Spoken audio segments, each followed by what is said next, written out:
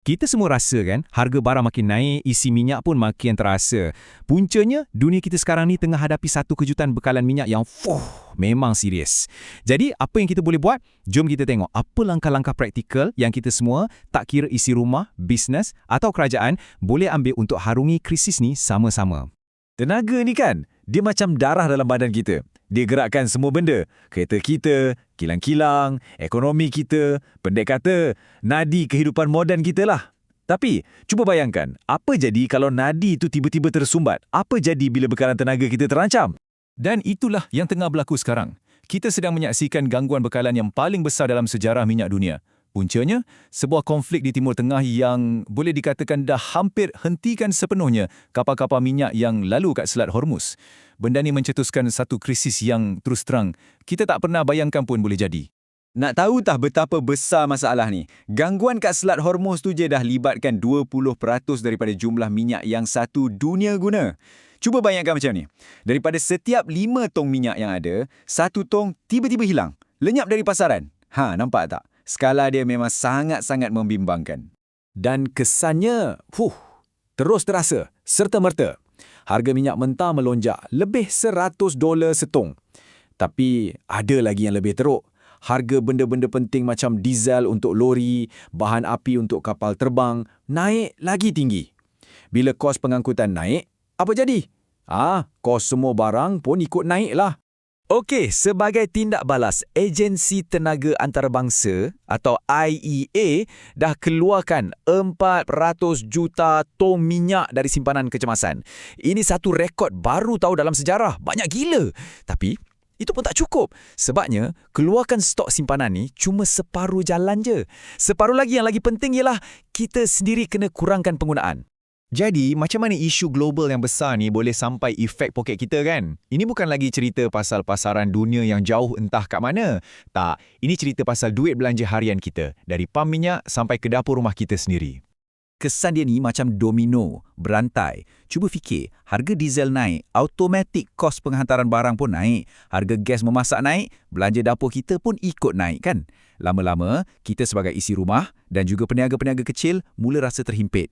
Yang sedihnya, kerajaan pun tak banyak ruang nak bantu sebab baru je lepas hadapi krisis tenaga sebelum ni. Jadi akhirnya, siapa yang paling terkesan? Dah tentu golongan yang paling memerlukan. Okey, so apa yang kita boleh buat? Jangan risau, Agensi Tenaga Antarabangsa IEA dah sediakan satu plan ada 10 tindakan segera. Dan ini bukan cakap-cakap kosong tau. Ini adalah langkah-langkah praktikal yang kita semua boleh mula buat hari ini juga. Tujuannya, untuk kurangkan permintaan minyak dan pada masa yang sama, ringankan beban kita semua. Belan 10 perkara ni secara asasnya boleh kita pecahkan kepada 4 kategori utama. Senang je nak ingat. Pertama, kita kurangkan perjalanan. Kedua, kita optimumkan cara kita memandu. Ketiga, kita jimatkan bahan api dalam benda lain bukan kereta je. Dan keempat, kita tingkatkan kecekapan dalam industri. Nampak? Satu pendekatan yang cover semua sudut. Jom kita tengok beberapa langkah yang paling power. Contohnya, bekerja dari rumah 3 hari seminggu. Tahu tak, itu saja boleh kurangkan penggunaan minyak kereta kita sampai 20%. Banyak tu. Atau, ni lagi satu. Kurangkan sikit je had laju kat highway. Dalam 10 km per jam, dah boleh jimat minyak sehingga 10%. Cuma bayangkan kalau semua orang buat benda ni. Impak dia, memang besar.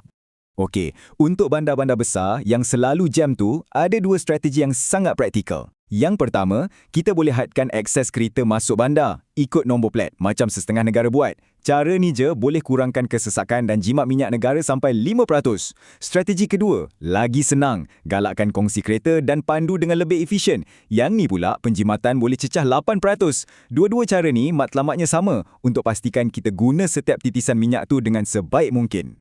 Tapi penjimatan ni bukan setakat kat jalan raya je tau. Fikir pasal perjalanan udara. Kalau kita boleh kurangkan trip bisnes naik kapal terbang yang tak berapa perlu, permintaan bahan api jet boleh turun sampai 15%. Banyak tu. Sama juga dengan gas LPG kat rumah. Kegunaan dia untuk memasak tu jauh lebih kritikal berbanding untuk kenderaan. Jadi, kalau ada pilihan dan kemampuan beralih ke dapur elektrik, boleh bantu pastikan bekalan gas masak sentiasa cukup untuk semua orang. Okey, semua yang kita bincangkan tadi tu, itu semua adalah penyelesaian jangka pendek untuk harungi krisis sekarang. Tapi, Krisis ni sebenarnya macam satu wake up call untuk kita. Dia paksa kita fikir lebih jauh. Macam mana kita nak bina satu sistem tenaga yang lebih kebal, yang tak mudah goyah kalau jadi apa-apa pada masa depan. Di sinilah kita kena tengok gambaran yang lebih besar. Kita akan bincangkan langkah-langkah jangka panjang. Dan ini bukan lagi plaster sementara ya. Ini adalah perubahan struktur yang boleh ubah landscape tenaga kita untuk selama-lamanya. Tujuannya untuk jadikan ia lebih selamat dan yang paling penting, kurang bergantung pada minyak. Antara pelan jangka panjangnya termasuklah mempercepatkan penggunaan kereta elektrik atau EV, menaikkan lagi standard penjimatan bahan api untuk semua jenis kenderaan dan juga menggalakkan penggunaan teknologi cekap tenaga macam pump haba. Anggaplah setiap satu ni sebagai satu pelaburan yang sangat-sangat penting untuk masa depan tenaga kita. Tapi akhirnya, kena ingat, semua ni bukan kerja kerajaan seorang je. Tak, untuk betul-betul tangani krisis ni dan bina masa depan yang lebih baik, ia perlukan kerjasama dari kita semua. Setiap seorang daripada kita, dalam setiap lapisan masyarakat, ada peranan. Dan petikan dari laporan IEA ni merumuskan segalanya dengan baik. Poin paling penting, semua langkah ni sifatnya sukarela, tak ada siapa paksa. Dan yang bestnya, ia macam win-win situation. Bila kita kurangkan guna minyak, kita bukan je tolong stabilkan sistem tenaga dunia, tapi pada masa yang sama, kita jimat duit poket sendiri. Siapa tak nak kan? Jadi, sebagai penutup, saya nak tinggalkan anda dengan satu persoalan.